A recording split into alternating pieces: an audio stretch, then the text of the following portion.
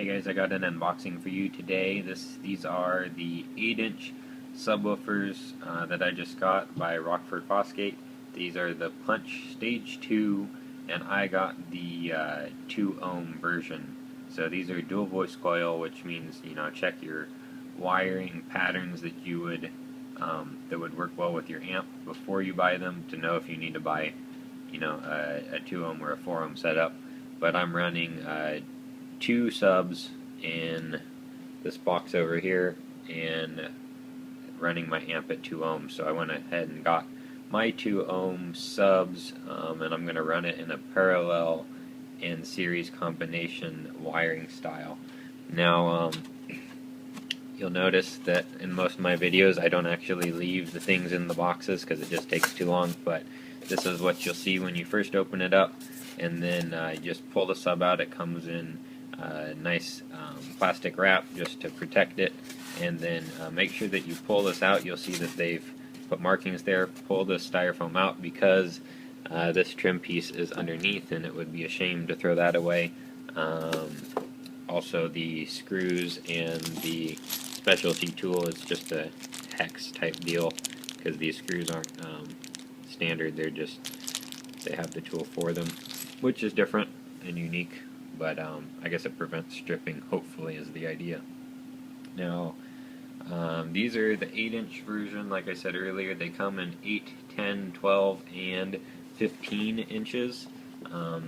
Let's see.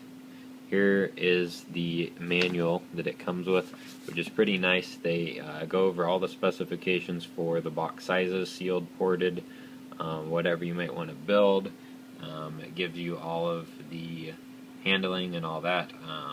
I got these are 250 watt RMS, 500 peak, and I got 2 of them, and then I'm wiring them to a 500 watt RMS amp at 2 ohms, so this works perfectly. And then you can see they give you all the different wiring options. Just make sure that you pick the right one for your setup. So of course my more in-depth review will come after I've messed with these for a little bit and actually plugged them in. But when you first pull them out, they're significantly heavy. I've owned some 12-inch subs before that weren't quite, they're about the same weight. You'll notice that these are actually decently deep for the diameter. The mounting depth is 4.75, or give or take a little bit. So they're decently shallow, but they're definitely not qualified as shallow mount subs. They're just small. The cutout diameter is 7.21 inches. So really they don't take up too much, and each subwoofer only needs 0.6 cubic feet of box open airspace volume. So for 2 subs, I really wasn't taking up too much trunk space, which is good because I have a hatchback. So the material up here, this is soft rubber, and the cone is harder plastic, and the center is some form of a molded plastic, rubberized plastic type. So they look like they should flex pretty well. I do like the look of them. They're very sharp looking, and they're clean, nothing too fancy, and they don't have giant logos on them, so they can be, they don't have to draw too much attention if you don't like that. I can't speak too much about the flex because I don't really want to poke them right now, because that probably wouldn't be the best thing for them. But this is just one of the voice coils, the same thing on the other side. It's kind of interesting, I guess, to save space and not have a strand of 4 of the terminals for the voice coils over here. They put one voice coil on one side and one on the other side, which means when you want to run, you want to run a series or parallel, whatever combination you're doing, you may have to run one from here to the other side, the black on the other side, and vice versa, depending on how you wire them. But they're the push button, slide them in, and then release. Those are very nice. I don't know how big a gauge wire they hold, but it feels like it should probably take up to about 14 or maybe 12 gauge speaker wiring. So we'll see about that. I'll keep you guys updated as I get further along. You can kind of see the actual I'm not quite sure, I forget what that's called, but it looks like mesh. Is red on the inside, but you won't be seeing that unless you do an inverted mount inside the sub box. So other than that, these are pretty great. They're about $70 a piece. I've heard great things about them, and I'll keep you updated as soon as I get them wired in. So thanks for watching, and let me know if you have any more questions.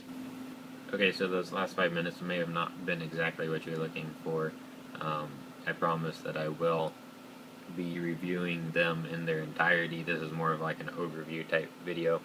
So anyway, I'm going to be wiring them with this one right here. I have a 2 ohm, so I'm running a series, and then I'm going to put them in parallel. And if you look back here, I did mention the gauge of wiring that you could use. They fit in really nicely, and they're actually snug, so they have no chance of pulling out really. I'm actually using 14 gauge right now, and it fit in no problem, so I think you could do 12, maybe even 10 gauge. Then again, you're only using 250 watts to each of these subs, so I think this ought to be good enough for what I'm wanting to do. The magnet on the back is actually significantly, has some significant weight to it, and which, normally means the heavier the magnet, the better the whole sub sounds. That's just a general statement, but I'll do another clip here real quick once I drop them in here and finish wiring them, and see how they look on my unpainted box that will hopefully be painted soon. Okay, so I got these in my box, so the next thing to do is go wire up my amp, and then take care of the rest of that type of wiring. Then I'll be able to tell you guys how they actually sound. But you can see they sit pretty nicely, and then get the